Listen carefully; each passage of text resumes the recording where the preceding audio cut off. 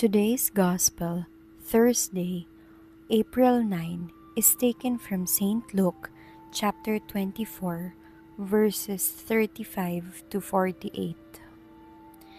At isinalaysay naman ng dalawang disipulo ni Jesus ang nangyari sa daan at kung paano nila nakilala si Jesus nang paghati-hatiin nito ang tinapay. Habang pinag-uusapan nila ito, tumayo si Jesus sa kalagitnaan nila at nagsabi, "Sumainyo ang kapayapaan." Natigilan sila at natakot sapagkat ang akala nila'y nakakita sila ng multo. Kaya't sinabi ni Jesus, "Bakit kayo natitigilan? Bakit kayo nag-aalangan?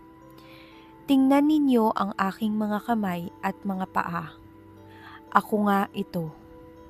Hawakan ninyo ako at pagmasdan.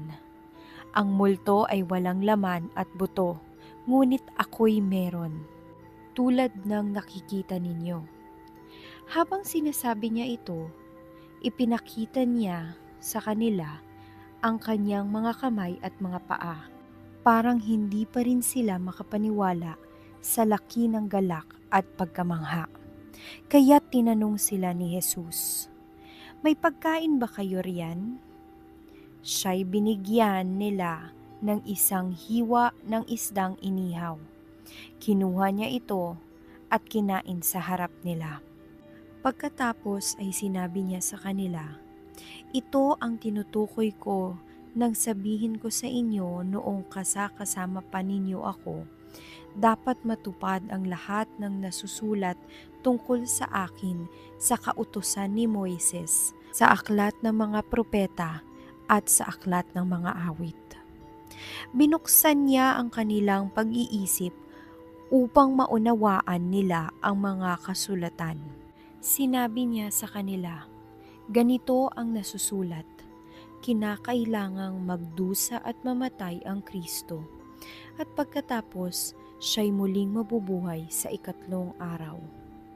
Sa kanyang pangalan ang pagsisisi at kapatawaran ng mga kasalanan ay dapat ipangaral sa lahat ng mga bansa magmula sa Jerusalem.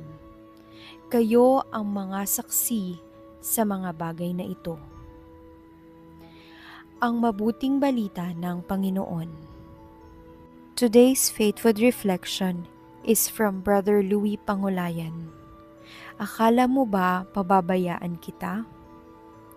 Minsan, nakatutok lang tayo sa mga problema natin. Ano ang dapat kong gawin? Ano ang uunahin ko? Maayos ko kaya ang mga ito? Paano kung hindi ko kayanin? Naranasan ko ang sunod-sunod na pagdating ng mga problema. Ang bigat. Isang gabi, hindi ako makatulog kakaisip sa mga ito. Luhaan na nga ako eh. Pumikit ako at nasambit ko sa sarili ko ang isang panalangin. "Lord, ang bigat po. Hindi ko po alam paano lutasin ang mga ito." Agad siyang sumagot sa puso at damdamin ko. "Akala mo ba pababayaan kita?" Natigilan ako. Nakalimutan ko, parati pala siyang nasa tabi ko. Sa isang iglap, nagbago ang pananaw ko. Sumandal ako sa kanya at lumakas ang loob ko. Karamihan sa mga problema natin noon ay nalutas na natin o nawala na ngayon. Sa susunod na may bumagabag sa atin, dapat alam na natin na parating nasa tabi natin si Jesus. Hindi siya lumalayo sa piling natin.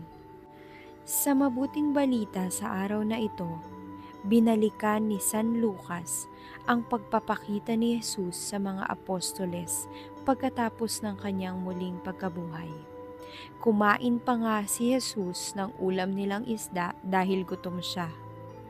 Pagkatapos noon ay hindi na naman nila nakita si Jesus.